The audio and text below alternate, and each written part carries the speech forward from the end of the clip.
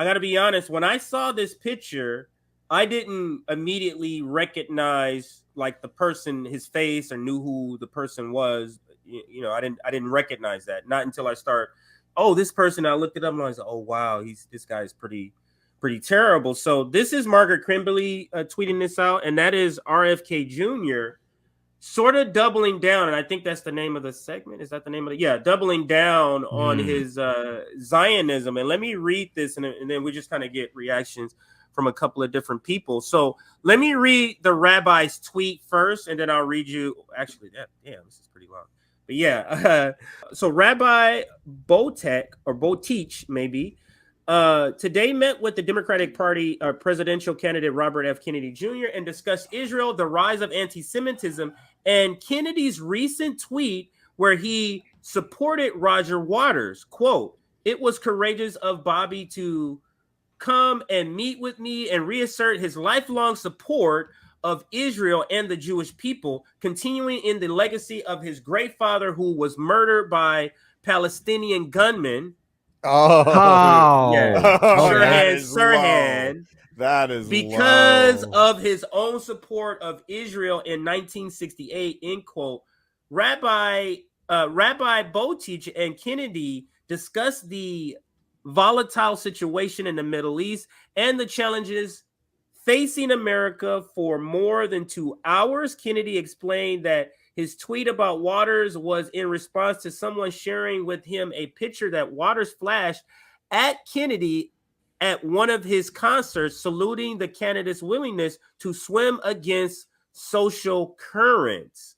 Quote, "Bobby told me he had no idea that Waters was a vicious anti-Semite, and when he studied the issue and facts, he immediately deleted the tweet. I believe Bobby, and I thank him for his repudiation of Waters. How tragic is it for Waters to have his legacy as an anti-Semite now overtake his legacy as an accomplished with artist." With who? I don't know, but I think I'm gonna stop I'm gonna stop there because I do want to get to Margaret Kimberly, and there's a lot of reaction I want to get to. But I'm not gonna lie. I have dropped Orange Sunshine and listened to Dark Side of the Moon, but that's as far as it goes. He had a video. He was in a video with that guy too. I would just put that in the chat if you want. Yeah, we're gonna get to that video too. Margaret also quotes tweets that. Here's Margaret, quote, "Bobby told me he had no idea that Waters was a vicious anti-Semite when he studied the issue and facts. He immediately deleted the tweet." And quote, "I have no use for progressives except for Palestine or for people who shove others under the bus." And she's referring to, of course, RFK Jr. So let me zoom out, and if any of you want to chime in real quickly, you can. I'm just going to show other reactions. I have to thank him because now maybe these RFK Jr. stands will shut the fuck up and leave us alone. I also want to add on here too. You know, I covered that 2 hour and 40-minute Twitter Space event with Elon Musk and RFK Jr. And I got to say, at the end of it, there was no questions from the audience, like say for maybe one or two, and this was at the final minutes, and no talk about Israel or Palestine at all, especially during that Twitter Space event. It was completely avoided, and I have to say again, there was a video that Pasta of the Convo Couch posted where, you know, RFK Jr. said at the end that he's for its right to exist. But dude, RFK, you're right here next to another guy singing its praise and saying that you'll do everything they can to be a cheerleader for it. I mean, the Palestinian people don't have clean drinking water. I mean, they have nothing. There's literally nothing in Palestine anymore, save for the fact that ongoing apartheid attacks that are happening towards the people there. I mean, they have nothing left to live for. No hope, no nothing. There's no infrastructure. We're seeing lands being systematically being taken over. I mean, is there anything going to be left for the Palestinian people? Well, and this is so dishonest. I mean, Roger Waters lost his father and his grandfather in war. His father fighting the Nazis. Mm-hmm. War has been his number one issue throughout his entire career. He's been calling out war without any favor to any particular nation, calling out the oppressive power of the states, particularly where they commit violence against their own people or against colonized peoples. That's his beat, man. I mean, that's where he's been artistically for really since 1980 at least. He's made that central to his music and his stage show. To call him an anti-Semite, I mean, it's just disgusting. It's disgusting. All right. To just state that as an ahead. established fact.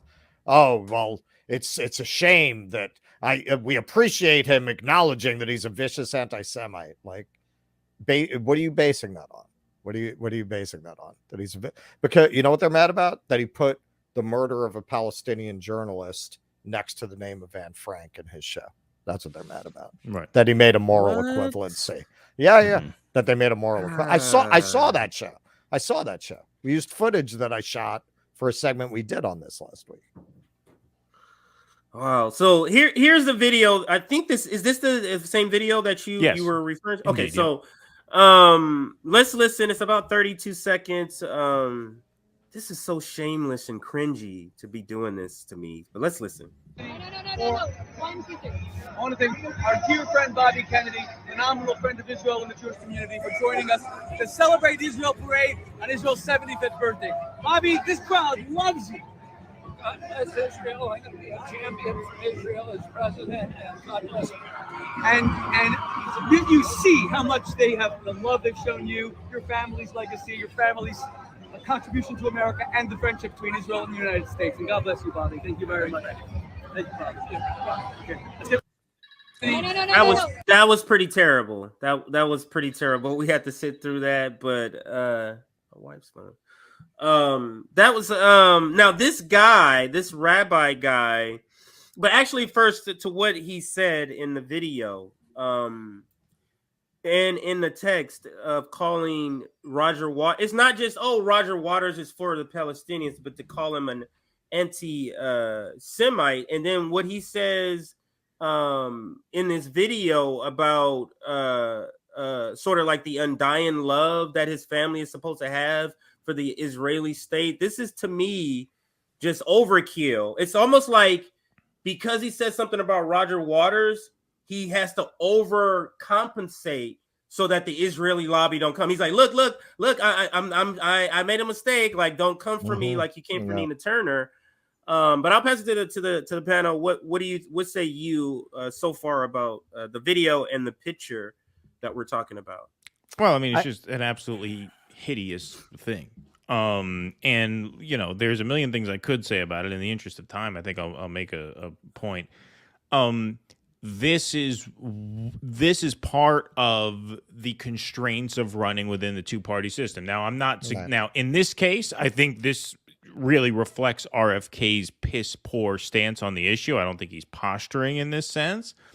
But when we talk about running outside the two-party system, it's not just because of the inner workings of the parties. It's because of who you get to appeal to, right? When you're running outside the Democratic Party or the GOP for that matter, you get to appeal to people who will come to you. Cornel West makes a pro-Palestinian, pro-human rights statement.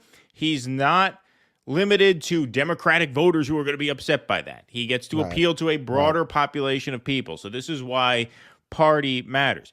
With regard to this fucking RFK guy and all this bullshit, I mean, I'm sick of this crap already. I'm sick of it. Especially now with Cornel West in the race. And I'm not saying you have to be on board with Cornel West.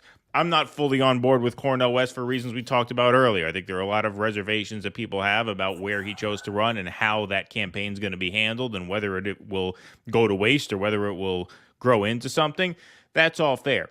If you support a Zionist, Russiagating, Hillary voting Democrat over Cornel West's third-party run, I'm sorry. Your politics are not mine. We have a very viewpoint diverse audience on our show. Or there are right-wingers who watch our show. That's fine. Yes. I'm not saying turn our show off. In fact, please don't turn our show off. But in fact, subscribe if you haven't yet. Yes, exactly.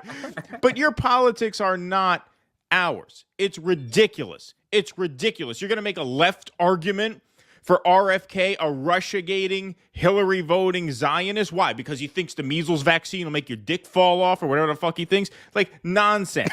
Nonsense. I'm sick of this already.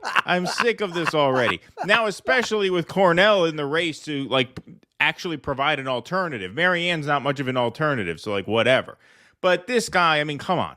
Enough of this already. Enough. This is garbage.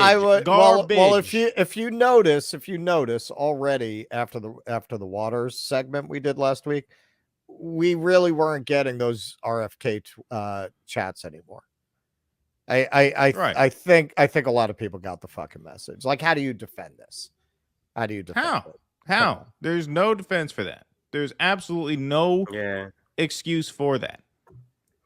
Let me just read what Aaron says. This guy who's just a virulent bigot. I mean, just the lowest of the low to be meeting with him, posing for videos. I mean, come on. Yeah, get out of here. And this is Aaron says, I'm a big admirer of RFK Jr.'s courage on issues like Ukraine proxy war and Assange. Sorry to see him stand with a bigoted supporter of Israeli apartheid. Now, so it sounds like if both of you know a little bit more about this rabbi than I do. Do any of you know enough about him where you want to kind of just tell us who he is? No, I'm basing my opinion on what he said. To come out and brag that this guy denounced Roger Waters as a vicious anti-Semite, that tells you everything you need to know about this guy and the dig about Sirhan Sirhan. I mean, only a Palestinian, only the most vulgar of bigoted pricks would go there. I'd also like to add on here too. I mean, if people can hide under the rock. Support the Palestinians. They killed your father. Right. Exactly. Well, there's another thing too, and that is like, look, calling Roger Waters all these names. I mean, have you not been paying attention to his music or where he stands with human rights and advocating to help out the disenfranchised?